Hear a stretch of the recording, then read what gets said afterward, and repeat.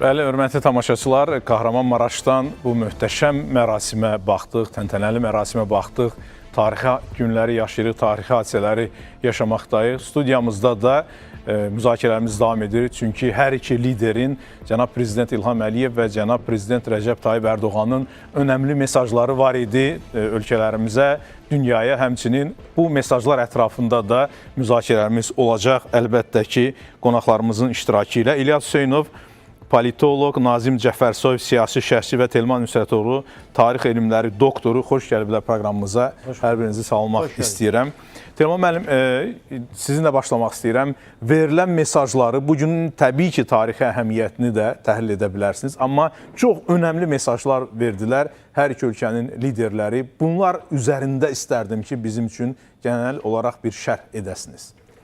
Yəni, biz Azərbaycan-Türkiyə münasibətlərinin xarakterini təhlil edərkən ilk öncə ağlımıza gələn dar günün qardaşlığı, çətin günlərin qardaşlığı. Bu, istər Azərbaycanda əsrin əvvəllərində olan çətin zamanlar dövlətçiliyimiz, milli müstəqilliyimiz, Azərbaycanımız sınaqlar qarşısında olarkən Anadoludan yüksələn yardım, istər Azərbaycanın orada zəlzələ zamanı, yanğınlar, meşə yanğınları zamanı oraya yardımları və qarşılıqlı bu cür dərin sınamalar qarşısındakı bir-birinin yanında heç bir hesab-kitab etmədən yer almaq, bu müstəsna bir cənab prezidentin ifadəsi ilə dünyada bənzəri olmayan bir ittifaq, qardaşlıq, müttəfiqlik, yəni daha bir çox başqa sözlərlə də ifadə edə biləcəyimiz bir birlikdəliyin modelidir, adıdır və bu daha bilirsiniz, Laçında verilən mesajlar, bugün orada yenə çox möhtəşəm bir məhəllə açıldı.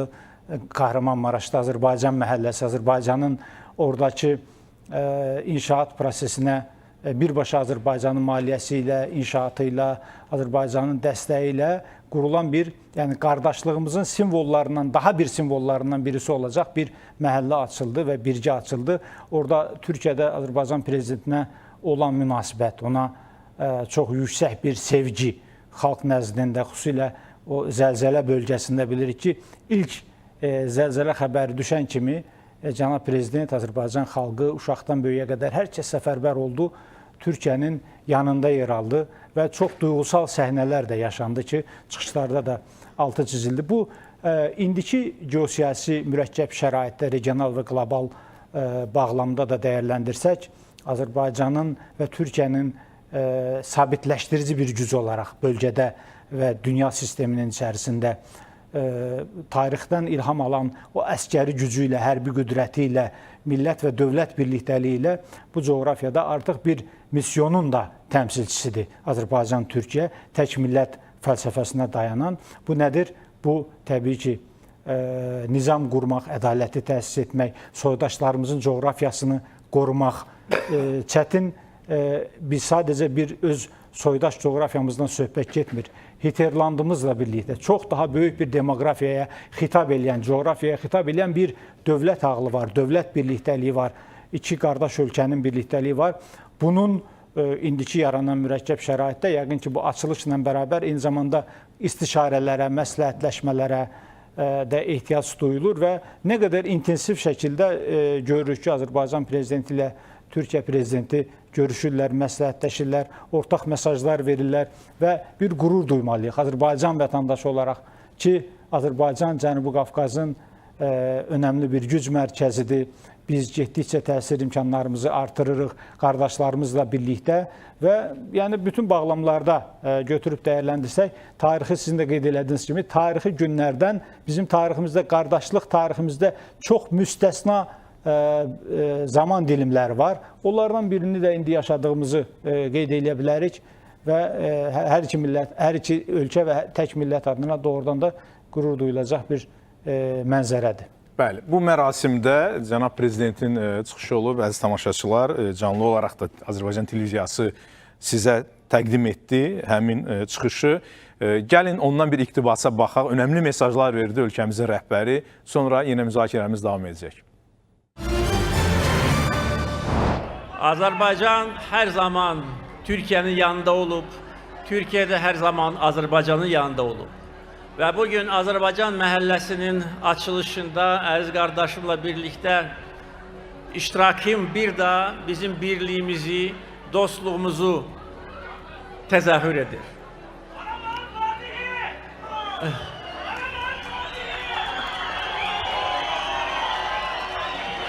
Qarabağ məsələsində də qeyd etdiyiniz kimi biz omuz omuza əziz qardaşım Sayın Cumhurbaşkanı Rəcəb Tayyip Erdoğan'la savaşın ilk günündən bir yerdəydik. Savaşın ilk saatlarında Türkiye Cumhurbaşkanı'nın bize gösterdiği destek, dayanışma, siyasi destek, mənəvi destek, Türkiye halkının bizimle beraber olması bizim gücümüze güc katıb. Ve biz tarihi ədaleti bərpa etdik ve bugün Azərbaycan xalqı öz əzəli torpağında rahat ve təhlükəsizlik şəraitində yaşayır. Azərbaycan məhəlləsinin yaradılması da çok güzel hadisedir. Burada 90'dan çok bina inşa edilip 1200 konutta bizim Türkiye'li bacı kardeşlerimiz yaşayacak. Okul, çocuk bahçesi ve medeniyet merkezinin inşası da nəzərdə tutulur. Biz yaxşı günlerde de, ağır günlerde de daim birbirimizin yanındayıq.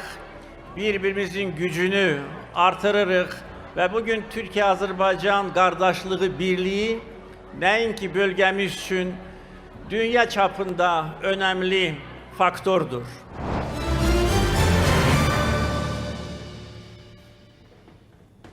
Ne güzel seslenir Qarabağın Fatihi, elə değil mi? Yani bence bugün bütün Türk alemi Türk bu şuarı seslendirir.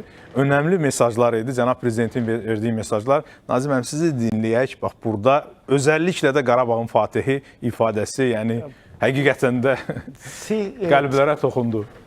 Türk ədəbiyyatında Fatih terminologiyası, Türk tarixində, xüsusən Türkiyə siyasi literaturunda çox geniş yayılmış və başda İstanbul'u fəth edən Fatih Sultan Mehmed olmaq üzrə zaman-zaman müxtəlif müharibələrdə və bəzən də siyasi proseslərdə çox geniş şəkildə bənzətmə kimi yayılıb.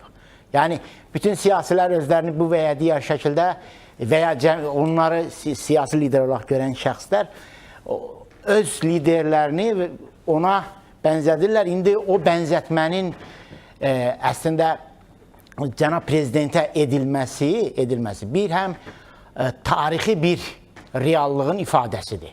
Türkiyə siyasi ədəbiyyatı baxımından tarixi bir həm də Türkiyədə bu fatihlik terminologiyasını daha çox özlərindən hesab elədikləri liderlərə deyirlər. Bu həm də Azərbaycan Prezidentinin Türkiyədə Türk millətinin öz liderlərindən biri hesab etməsi ilə də çox yaxından əlaqəlidir. Yəni bu sadəcə həm bir reallığın ifadəsidir, həm də özününkü hesab elədikləri bir liderə cəmiyyətin reaksiyası deyə düşünürəm. Bu mənada reallığı da əks elətdirdiyi üçün, doğruluğu da əks elətdirdiyi üçün bir haqqaniyyətin, bir haqq ədalət işinin uğurlu bir şəkildə millətimizin və dövlətimiz üçün haqqaniyyətin, ədalətsizliyin ortadan qaldırılması, haqqaniyyətin təmin edilməsi, beynəlxalq hüquq baxımından Azərbaycanın öz haqqını ala bilməsi, suverenliyimizin təmin olması baxımından bir reallığı da əks elətdirdiyi üçün aslında xoşumuza gedən bir mənzərədir, bir duyğu söylədiyiniz zamanda məsələnin bu hissəsi var. Bir digər hissəsi əslində bugünkü toplantının keçirilməsi, bugünkü açılışın keçirilməsinin zamanlaması türklər demişkən manidardır. Çünki hal-hazırda bölgəmizdə Azərbaycan və Türkiyənin ortasında olduğu bir Bermud uçbucağı var. Məsələnin bir tərəfində Ukrayna müharibəsidir. Aşağı hissəsində, o uçbucağın bir digərsində Qəzza müharibəsidir. Bir digər hissəsində də İrandakı müharibədir. Yəni İsrail-İran müharibəsidir. Yəni Azərbaycan və Türkiyə bu regional və qlobal effektləri də olan bu Bermud uçbucağının ortasında yerləşir. Və bugünkü bu mənzərənin içərisində Türkiyə ilə Azərbaycanın birləşməsi, bərabər hərəkət etməsi və həm də bu cür bir açılış mən baxdığım zaman iki dənə motivi xüsusi olaraq önə çıxardı. Bölgə üçün də, genel anlamda Avrasya coğrafyası, Afro-Avrasya coğrafyası, elə Türk dünyası, İslam dünyası, hangi kontekstdən baxarsanız baxın, bu kontekstlərdən çox önəmlidir. Bu bölgədə, bütün Afro-Avrasya coğrafyasında ən əhəmiyyətli problemlərdən biri təhlükəsizlik problemidir. Ölkələr arasındakı münasibətlər təhlükəsizliyi təmin etməyə deyil, təhlükəsizlikdən pozub müharibələr çıxartmağa hesablanmış şeylərdir. Burada Azərbaycan-Türkiyə münasibətləri bölgədə bir təhlükəsizliyi təmin edici motivə sahibdir. Son 30 ildəki periyodda bunu görürük.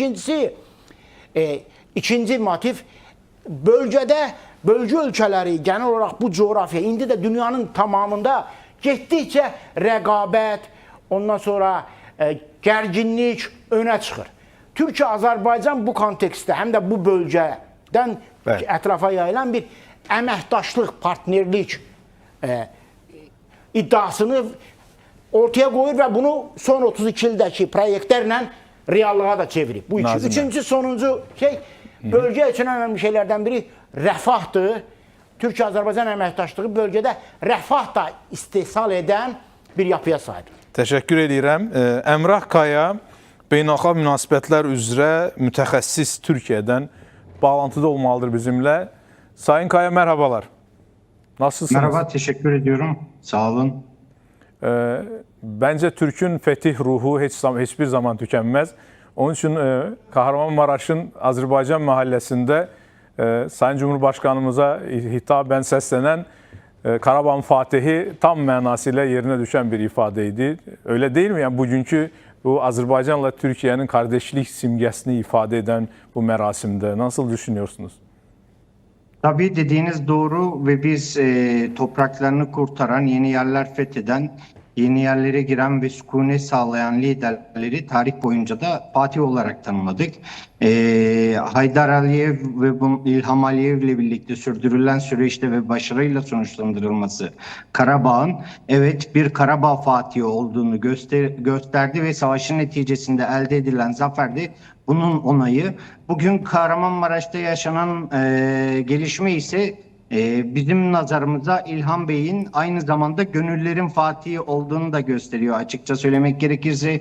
Çünkü hem Azerbaycan devleti yönetimi, Cumhurbaşkanı ve bununla birlikte Azerbaycan halkı bizim nazarımızda kardeşliğin de ötesinde bir bağa sahip olduğumuz bir toplum ve devlet. Ki zira biliyoruz 6 Şubat depremiyle birlikte bize ilk yardım eli uzatan da yine Azerbaycan'dı. Çalışmalar bitip bölgeden ayrılmaya başlandığı zaman yardım komisyonları, yardım heyetleri yine Azerbaycan'ın en son gittiğini ve yardımlarını sürdürmeye devam ettiğini biliyoruz biz. Ve bugün de burada inşa edilen Azerbaycan Mahallesi ve kurulan yeni evler, yapılan yeni, açılan yeni iş yerleri, bununla birlikte okullar ve Azerbaycan Kültür Merkezi de açılacak Kahramanmaraş'ta. Bu da iki taraf arasındaki bağı güçlendirmekle birlikte Azerbaycan devletinin, halkının ne kadar Ali Cenap bir toplum olduğunu da bize gösteriyor. Bu da açıkça söylemek gerekirse biz tarihsel olarak da şöyle büyüdük. Azerbaycan'ın acısı bizim acımız, sevinci bizim sevincimizdir diye. 6 Şubat depreminde gördüğümüz üzere bizim acımız da Azerbaycan'ın acısı olmuş ve Azerbaycan halkı devleti bize elinden gelen bütün yardımı gerçekleştirdi. Zaten iki devlet tek millet ruhu da aslında burada hayat buluyor. Bununla birlikte de Türk dünyasında da bir birlikteliği sağladığını da söylemek mümkün. Özellikle bu Kahramanmaraş'ta inşa edilen yapıların, ki biliyorsunuz Kazakistan'da çeşitli yardımlar gönderdi. Kırgızistan, Özbekistan, Türkmenistan, Türkmenistan zaten Azerbaycan bunların en önünde geliyordu. Macaristan'dan, Kuzey Kıbrıs Türk Cumhuriyeti'nden çeşitli yardımların geldiğini biliyoruz biz. Ve bu bütün özelde baktığımızda aslında bu iki devlet tek millet ruhunun 8 devlet tek millet ruhuna doğru evrilmeye başlandığını, o Türk birliği duygusunun gittikçe güçlendiğini ve burada da aslında başı çeken devletlerden birinin Azerbaycan olduğunu görüyoruz biz. Karabağ'da biz size elimizden gelen yardımda bulunmuştuk.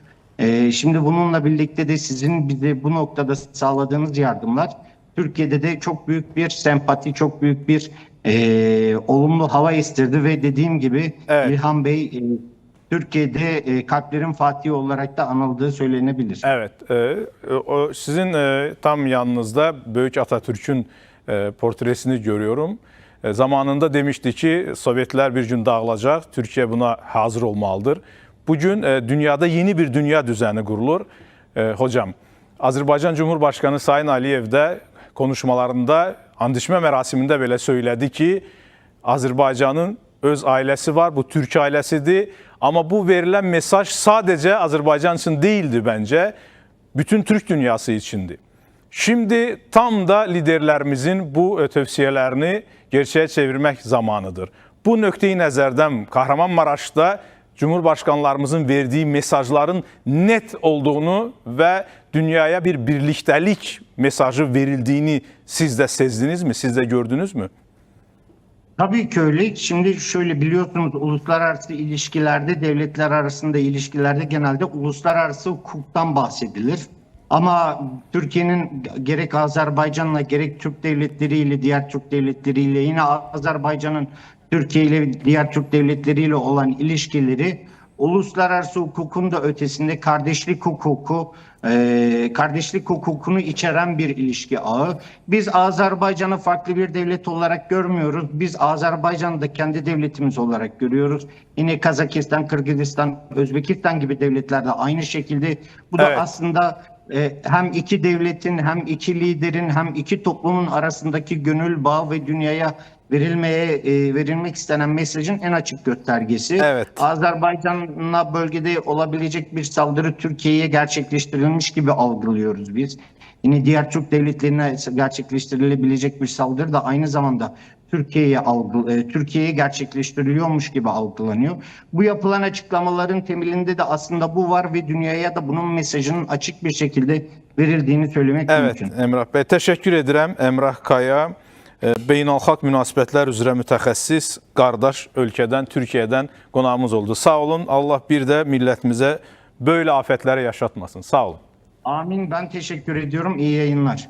Sağ olun. İlyas müəllim, sizinlə davam edək. Siz necə şərh edə bilərsiniz? O önəmli bir mənzərə idi. Sözsüz, yəni açılış mərasimi öz yerində, Azərbaycanın hədiyyəsi öz yerində, amma indiki şəraitdə dünyaya verilən net mesajlar var idi. O pəncərədən baxanda siz nələri gördünüz? Əlbəttə bu dostluq, qardaşlıq, birgəlik, həmrəylik görüşüdür və eyni zamanda münasibətlərimiz yeni bir modellə, yeni bir nümunə ilə daha da zənginləşir və bu studiyada Türkiyə-Azərbaycan dostluğuna dair bir sıra nümunələr çəkildi. Məsələn, meşə yanğınları, elə o dəhşətli zəlzələdə Azərbaycan xalqının Türkiyəyə yardımları, bu siyahını uzada da bilərik. Yəni 20-ci əsrin əvvəlində olan hadisələr və eyni zamanda bağımsızlığımızı qazanandan sonra, məsələn, Soma faciəsində də Azərbaycanın yardım əlini uzatdı. Elə Azərbaycanın da dar günündə Bakı səmasında Türk şahinləri var idi. Bu da xüsusi mesaj və eləcə də qardaşlığımızı ifadə edən Türkiyə-Azərbaycanın yanındadır mesajı idi ayrı dövlətlərə. Ona görə də bugün Şuşa zirvəsindən baxanda bu qardaşlıq bağları, eləcə də Azərbaycan məhəlləsinin açılışı daha da bizə, könlümüzə xoş gəlir. Eləcə də Cənab Prezidentin çıxışı zamanı yerdən olan o təzahürat həqiqətən də reallığı əks etdirir və Qarabağın fatihine söylənilən bu fikirlər həm də Türk ictimai rəyində də Cənab Prezidentimizə olan münasibəti əks etdirir və elə... İlyas müəllim, siz Şuşa bəyannaməsinə toxundunuz. Cənab Prezident də həmin açılış mərasimində bu barədə danışmışdı. Məncə baxsaq tam yerinə düşəcək. Yaxşı. Bizim 4 yıl bundan önce Sayın Cumhurbaşkanı ile Şuşa şehrinde imzaladığımız Şuşa beyannamesi bizim ilişkilerimizi en yüksek zirveye kaldırmıştır. Şuşa beyannamesi bizim ilişkilerimizi resmen müttefiklik seviyesine kaldırmıştır. Biz dostuz, kardeşiz, müttefikik, hem siyasi, hem iktisadi, hem enerji, ulaştırma, hərbi ve bütün başka sahalarda Türkiye ve Azerbaycan iki kardeş ülke birbirinin yanında inamla, uğurla ilerleyir. Bəli, İlyas müəllim, yekunlaşdırın sonra. Bəli, Şuşa bəyannaməsi münasibətlərimizdə yeni bir mərhələdir. Çünki həm bunun simvolik mənası var. Azad olunan mədəniyyət mərkəzimizdə Qurtuluş günündə bu Şuşa bəyannaməsi imzalandı və ümumiyyətlə Vətən müharibəsindən sonra çoxlu simvolizmlər var və elə bu tarixin də, müasir Azərbaycan tarixinin də memarı cənab Prezident İlham Əliyevdir və Şuşa bəyannaməsinin həm də münasibətlərimizin hərbi siyasi müttəfiqlik səviyyəsinə qaldırılmasının bir göstəricisidir və digər profil üzrə, məsələn, iqtisadi, enerji, mədəniyyət, gənclər siyasəti sahəsində bütün görüşlər, iki tərəfli təmaslarda mütləq Şuşa bəyannaməsinin maddələrinə istinad edilir. Çünki bu Şuşa bəyannaməsinin həm də spesifik xüsusiyyəti ondan ibarətdir ki, hər iki ölkənin parlamenti onu ratifikasiya etmişdir. Yəni onun bütün maddələri qüvvədədir, xüsusilə qanun qüvvəsindədir və hazırda da onun təhlükəsizlik aspektləri studiyada da qeyd olunduğu kimi dünyada da artan tələbat fonunda Türkiyə-Azərbaycan birgəliyini ifadə edir ki, Türkiyə bütün gücü ilə, bütün resursları ilə, bütün müdafiə sənayesi üstünlükləri ilə Azərbaycanın təhlükəsizliyinin təminatçısı və Qafqazda sülhün bu coğrafiyada təhlükəsizlik arxitekturasının zəmanətçisi formasında çıxış edir. Və bu baxımdan Şuşa bəyannaməsinin bizim üçün özəlliyi çox böyükdür və cənab Prezidentin məsələ Kahramanmaraşda Şuşa bəyannaməsinə istinad etməsi təsadüfi deyil. Bugün bölgədə, eləcə də dünyada müharibələr və dağıdıcı fəlakətlər görünməkdədir. Biz isə burada sülh inşa edirik, bu cür evlər inşa edərək dostluğumuza töhfə veririk və eləcə də təhlükəsizliyimiz haqqında düşünürük və uzun müddətli strategiyalar qururuq və əlbəttə hər iki dövlətin liderinin strateji vizyonu bundan ibarətdir ki, qardaşlıq, soydaşların təhlükəsizliyi, dilimizin saflığının qorunması və türk dilinin işlədildiyi coğrafiyalarda təhlükəsizlik və orada olan yardımlar və digər bütün alətlərdən, mexanizmlərdən istifadə olunur. Əlbəttə, Kahramanmaraş həm də uzun illər keçəcək, amma Azərbaycanın bu yardımı mütləq xatırlanacaq və bir platforma kimi, bir nümunə kimi mütləq qeyd olunacaq və əlbəttə bu da qələbəmizin taclanmasının bir nəticəsidir ki, Azərbaycan necə Türkiyə ilə birlikdə idi, Vətən savaşında, torpaq savaşında, xilaskarlıq missiyasının icrasında, eləcə də bu cür ağır günlərdə Azərbaycan xalqı bütünlükdə Türkiyə xalqının yanındaydı.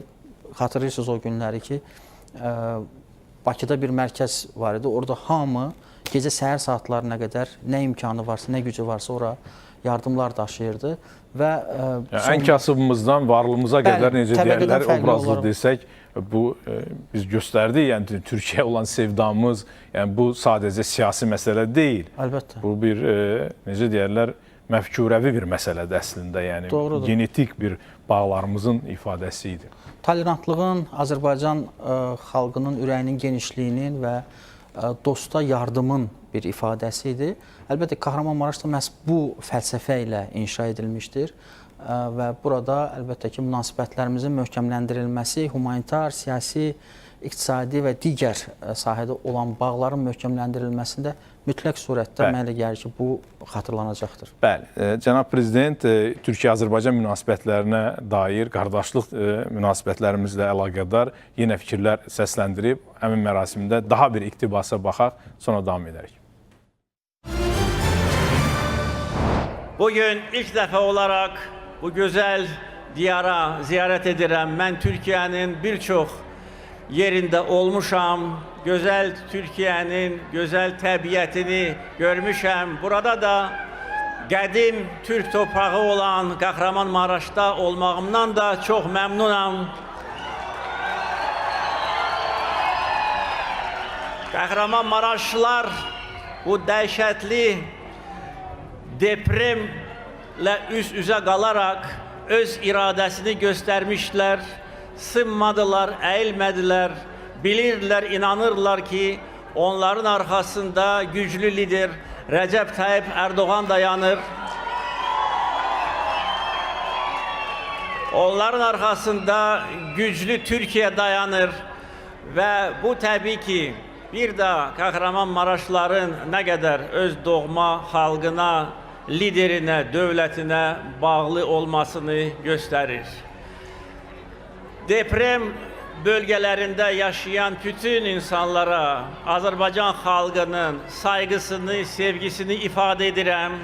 Siz bilirsiniz ve bilmelisiniz ki Azərbaycanda 10 milyon sizin bacı kardeşleriniz var. Azərbaycanlılar da bilirler ki 80 milyondan çok Türkiye kardeşlerimiz var. Yaşasın Türkiye, yaşasın Türkiye-Azərbaycan birliği, kardeşliği.